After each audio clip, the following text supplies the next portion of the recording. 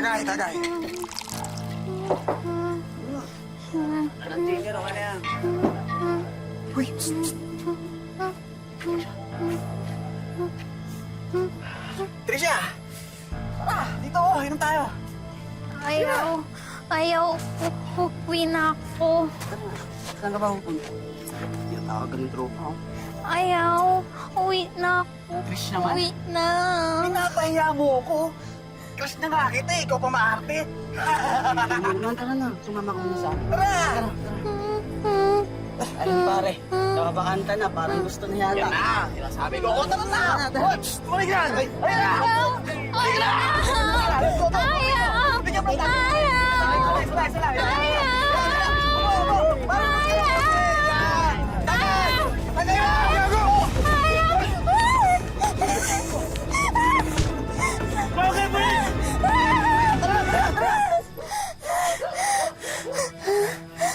Ayos ka lang?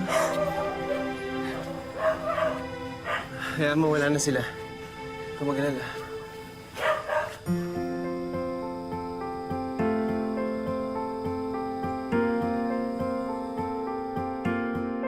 Tampok po namin ngayon ang kwento ni Trisha. Napilit nilabanan ang kanyang karamdaman, ngunit patuloy pa rin ibinagsak ng mga taong itinuring niyang malapit sa kanyang puso. Ito po ang malungkot na katotohanan na dinaranas ng karamihan. Kung sino pa ang mahina, ay siya pa ang lalong kinakawawa. Kung sino pa ang walang laban, ay siya pa ang naabuso. Pero kung patuloy na magpapakatatag at mananatili sa panig ng tama, may pag-asang naghihintay sa ating buhay. Magandang hapon po mga kapuso. Ako po si Vicky Morales at ito po ang Wish Ko Lang. Dahil hindi nakapagtapos ng pag-aaral, minabuti ng mga magulang ni Trisha na bigyan siya ng isang maliit na tindahan Hi, upang Trisha. pag-aabalahan at pagkakitaan. At dahil dito, mas nararamdaman ni Trisha na kahit papano'y Paano? Tawag sa inyo nakakatulong mamaya. siya sa kanyang pamilya. Sige, intay kita. Michael, saan? Bigay kasi. Nag-abala ka pa. Thank you, ah. Salamat pala dun sa pagligtas mo sa akin nung isang Wala gabi. yun. Ano ba, kahit sino naman gagawin yung ginawa ko eh. Tsaka bad talaga yung ginawa nila, kaya dapat di nila ginawa yun, di ba?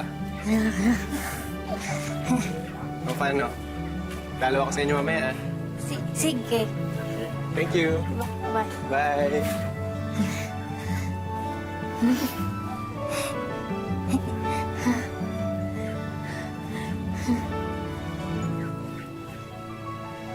Hoy, Tisay! Nico, ano ka ba? Eh, nakatulala ka kay Michael eh. Mamaya, ipa ka naman sa mga hangin yan. Tulala ka na forever. Ewan ko sa'yo. Ano? Naniligaw ba yun sa'yo? Ewan. Oo, yan tayo eh. Alam ko na yung mga kilig-kilig na yan. Sagutin mo na kasi. Hoy! Bawat yan! Bayad mo, ha? Bawal utang. Utang muna. Na, Bawal. kape. Ma. Ayaw. Michael. Michael. Ay.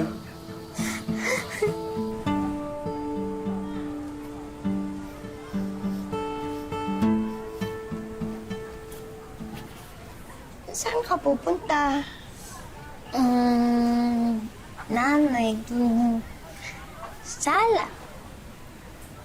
Sa sala lang? Nagpalit ka pa ng damit? Nanay. In love Trisha. In love. Dalaga ng ano ko. Pero anak, hindi madali ang ma-inlove, ha? Minsan nakakatakot. Now po.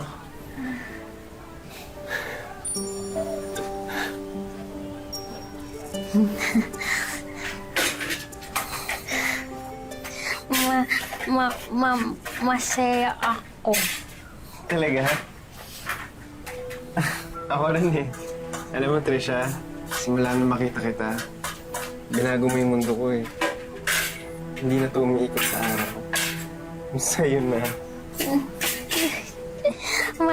Michael, masaya ka? Oo, sobrang saya.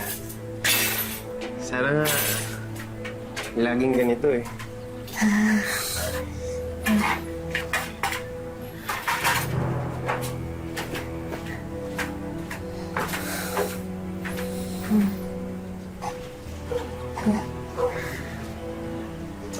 Trisha, bibili muna ako ng load ah.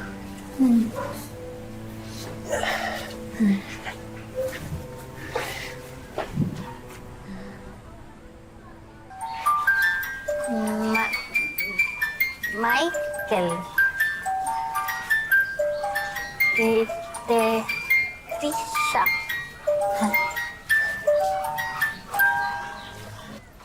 Pautang! Utang naman ako. Bawal utang. Yabang mo naman. Sige na, isang gin lang.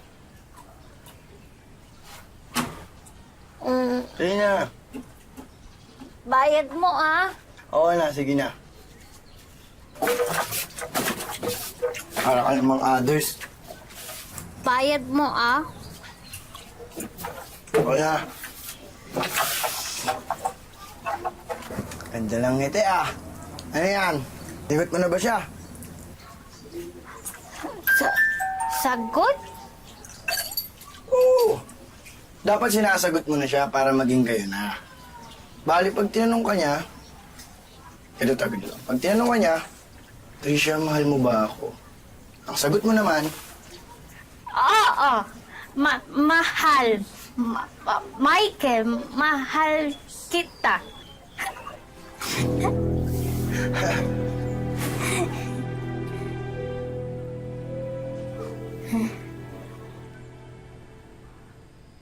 O, Tricia, magpapakabait ka, ha? Susundin mo yung sasabihin sa'yo ng Kuya Edward at ng Ate Mary Grace mo. Apo, nanay. Huwag pasaway. Apo, di pasaway. Oh, Mary Grace, mauna na ako, ha? Hindi ko nahintayin si Edward. Abo, Nay. Sige, Nay. Ako na bahala. Kayo nang bahala dito sa bahay at saka kay Tricia. Okay, Nay. Salamat, Nay. Bye-bye, nanay. Bye-bye. Ate. Ako dito. Ate. Pinagkakalat mo, no? Boyfriend mo na raw si Michael. Ate, sakit. Sakit. Nakita mo tong buhok mo, ha? Kakalbuhin ko to kung hindi mo ba tinigilan si Michael! Hindi ka niya magugustuhan, ha? Walang magkakagustong lalaki sa'yo dahil baliw ka!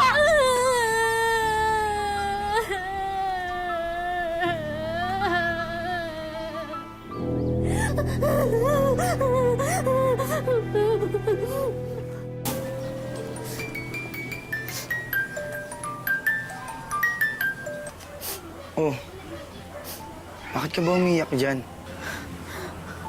Ate Grace, away ako. Bakit na naman? Alam mo, sumusobra na yung hipag mo, ah. Sumbong mo kaya yan sa nanay mo. Ayaw. Takot ako. Ano ko sa'yo? Alam mo kung ano man sinasabi sa'yo ng hipag mo. Huwag kang maniniwala kasi hindi yun totoo. Okay?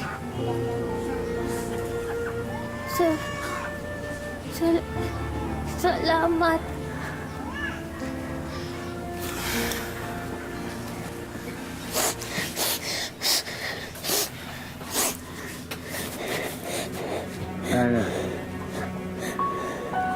Tana.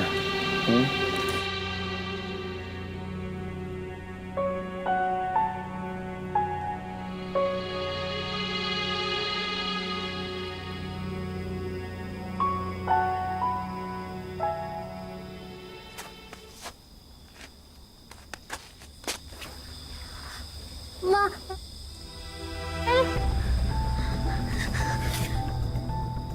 Agad isinumbong ni Tricia sa kapatid niyang si Edward ang kanyang nasaksihan. Hindi nga totoo yun! Paniniwalaan mo yung kapatid mo! Ano, Grace? Mukha magsisinungaling yan? Bakit magsasalita ako lang nakita? Ewan ko, Edward! Ewan ko! Baka may galit yan sa akin! Teresa, totoo ba talaga yung sinasabi mo? Siya, ate, kiss Michael. Kiss Michael. Grace, ano ba? Ano ba naman ako? Sisiraan mo pa ako sa asawa ko? Ikaw nga. Tanga.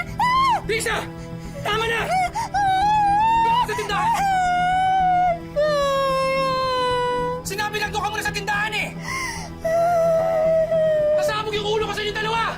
Buwisit na buhay to! Buwisit!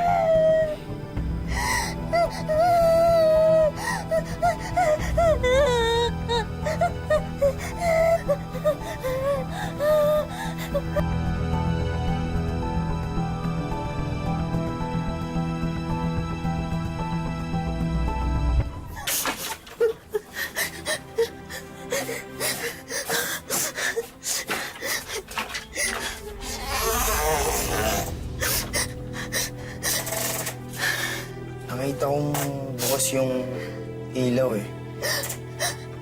At nandito ka. Kita ko. Grace, kiss Michael.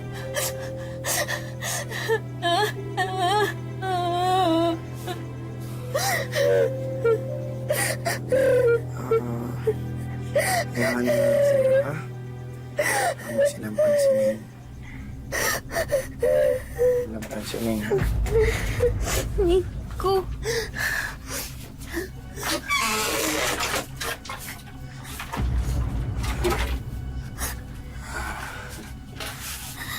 Hayaan mo na sila, ha? Hindi natin sila bati. Nico. Nico. Dito na lang ako, ha? Nico.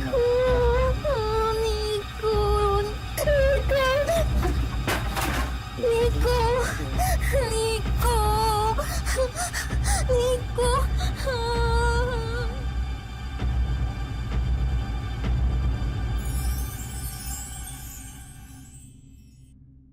Wish ko lang. Kahit hindi lubos maunawaan, ay tila gumuho ang mundo ni Tricia sa ginawang pangahalay sa kanya ni Nico na itinuring na niyang kaibigan. Hindi agad nakapagsumbong ang dalaga sa kanyang ina at kapatid dahil na rin sa takot sa banta na baka mapahamak ang mga mahal niya sa buhay.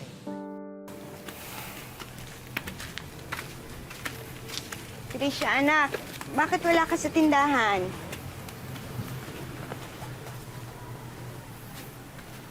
Masama bang pakiramdam mo?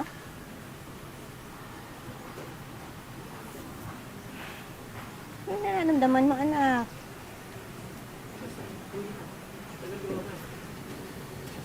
Nay, nang isang araw pa ho ganyan yan. Hindi nagbubukas ng tindahan, hindi rin naman nakikipag-usap.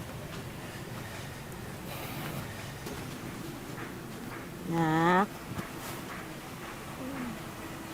Edward, ano ba nangyayari dito sa kapatid mo? Bakit hindi mo alam?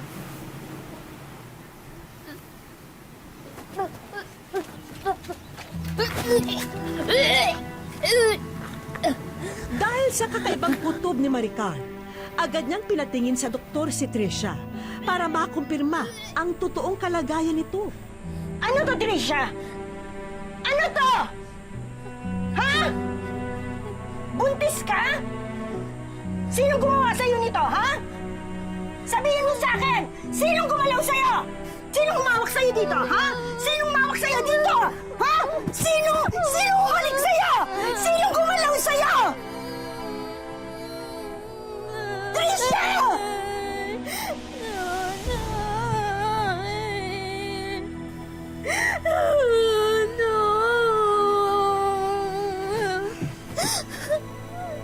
Si Michael ba?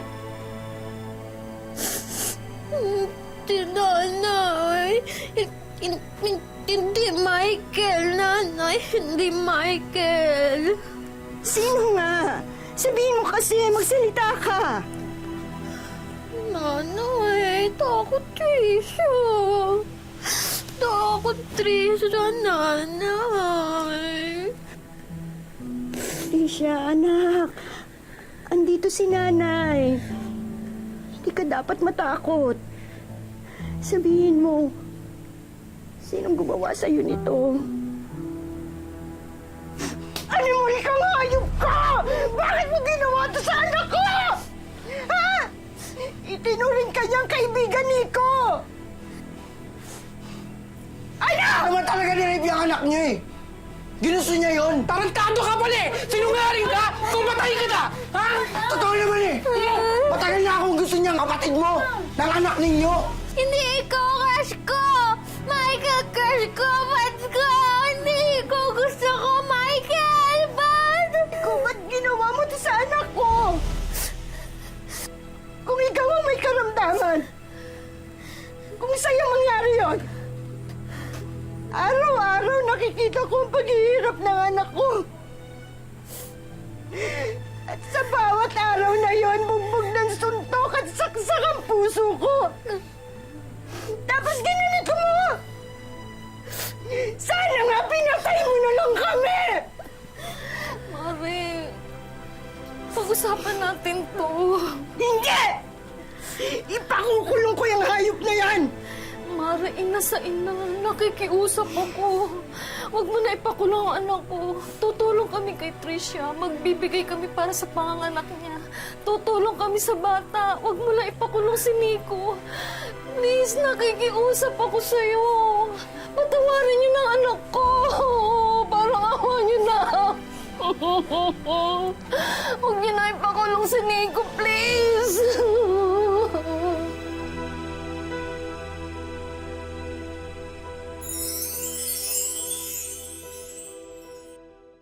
Wish ko lang.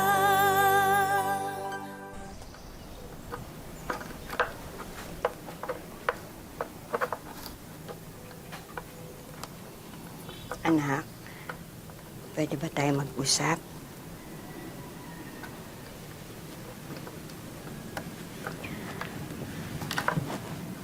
Anak, papayag ka ba kung hindi na natin ipakukulong si Nico?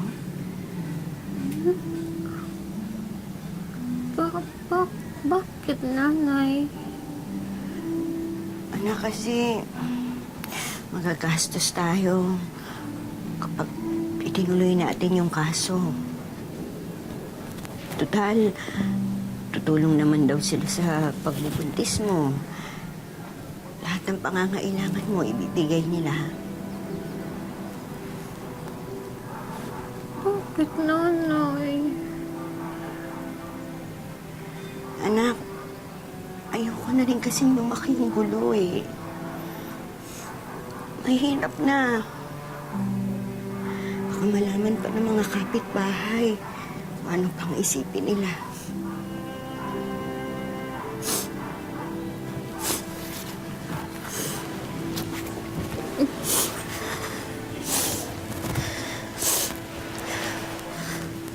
Dahil pa, nanay,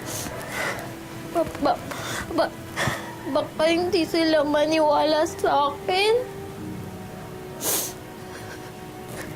Hindi ganun, anak.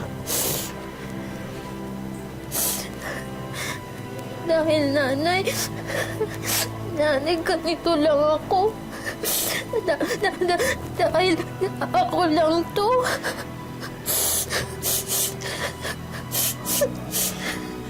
Trisha, anak, hindi. Gusto lang kitang protektahan. Nanay, di ko alam Nico, nanay. Nanay, bad Nico. Bad nanay. Pupulis ko Nico, nanay. Pupulis.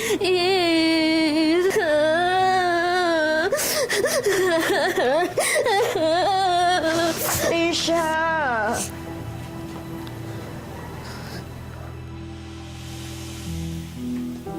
Trisha? Mary Grace, napansin mo ba si Trisha? Hindi ko pa napansin, Nay. Edward, si Trisha. Eh di ba kausap niyo, Nay? Lumabas nga eh. Saan naman kayo nagpunta yun?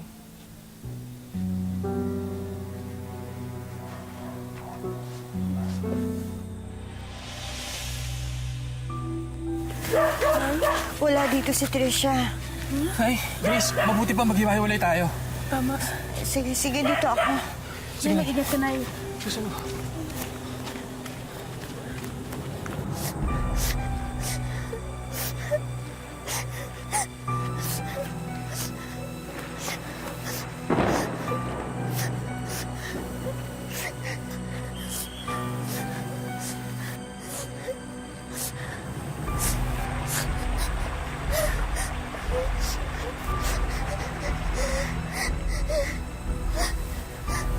Trisha! Trisha, anak!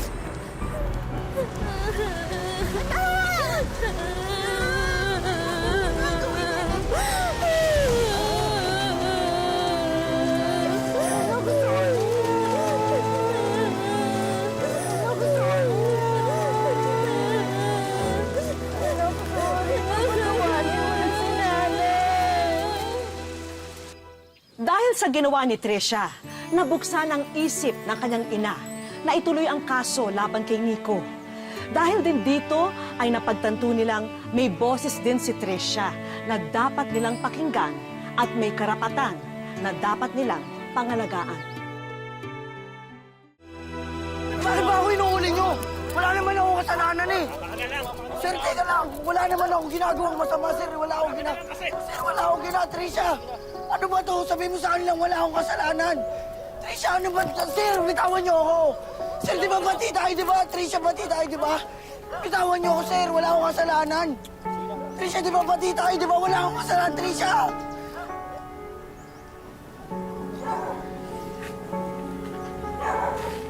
Nay,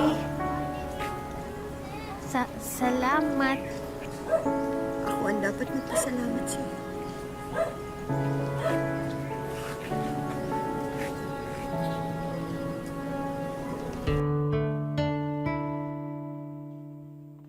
Bumilang na ng 16 na taon mula noong danasin ni Trisha ang pinakamadilim na bahagi ng kanyang buhay.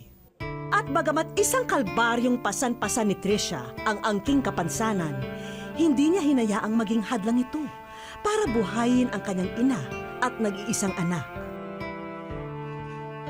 Tuluyan na ring nabulag ang ina ni Trisha dahil sa katarata.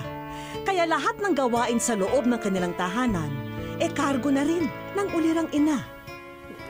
Lahat ng gawin sa marunong na tao na kaya kong gawin. Saan ka kumukuha ng pang-araw-araw na kakainin niyo? Tindahan.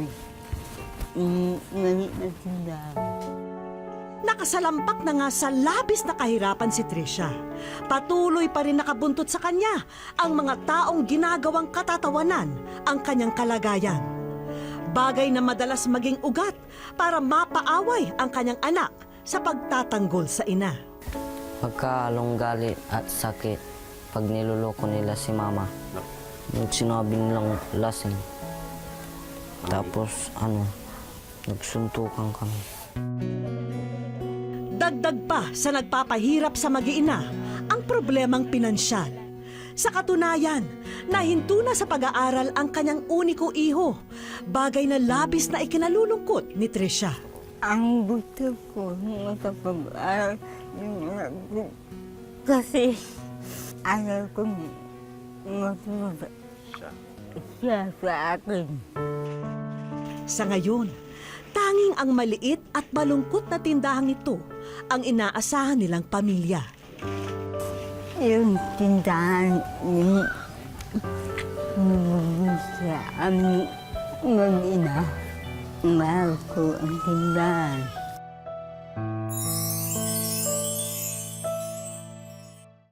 Wish ko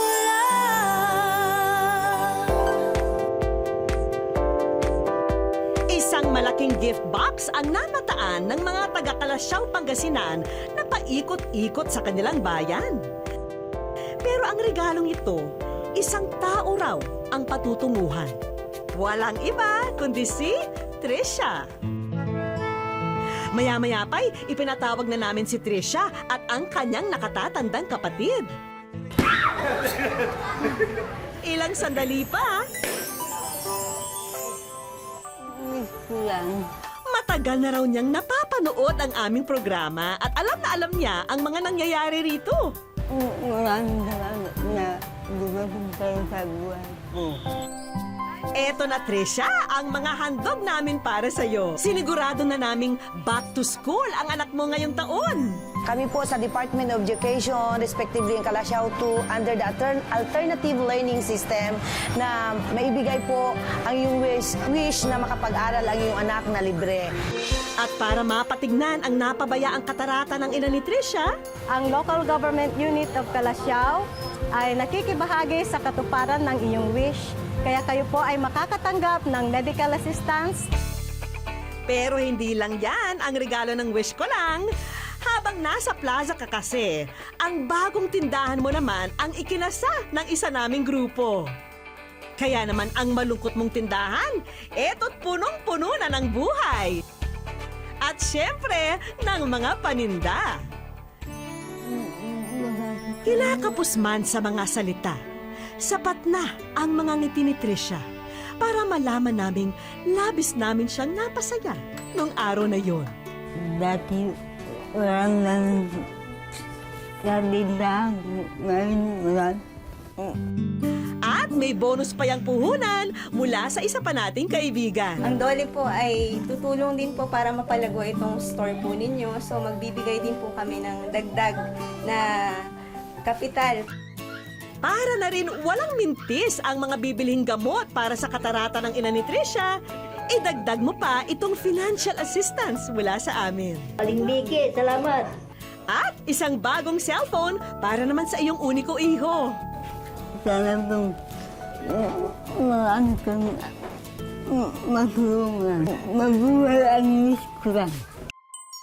Naway nakapulot po tayo ng aral sa kwento ni Trisha at maging inspirasyon ito upang mas tignan natin ng pantay ang ating kapwa. At kung sila'y may kahinaan, mas lalo dapat natin silang unawain, tulungan at kung maaari, punan ang kanilang mga pagkukulang. Maraming salamat po mga kapuso. Ako po muli si Vicky Morales at ito po ang wish ko lang.